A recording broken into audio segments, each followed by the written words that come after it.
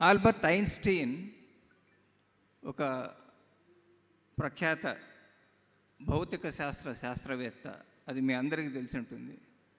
ఆయన ప్రఖ్యాత శాస్త్రవేత్తే కాదు, నోబెల్ బహుమతి గ్రహీత కూడా.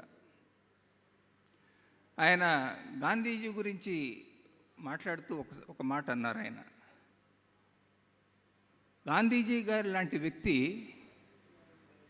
రక్త మాంసాలతో ఈ భూమి మీద సంచరించినారు అని చెప్తే భావి తరాల వారు నమ్మకపోవచ్చునేమో అన్నారు ఆయన. అంటే అంతటి గొప్ప వ్యక్తి ఒక మనిషిగా పుట్టి ఉంటాడా అనే ఒక అపనమ్మకం భావి తరాల వాళ్ళు చూడలేదు కాబట్టి గాంధీజీ గారిని, వారిలో అటువంటి అనుమానం వస్తుందేమో అనే సందేహాన్ని వ్యక్తపరిచాడు ఆయన.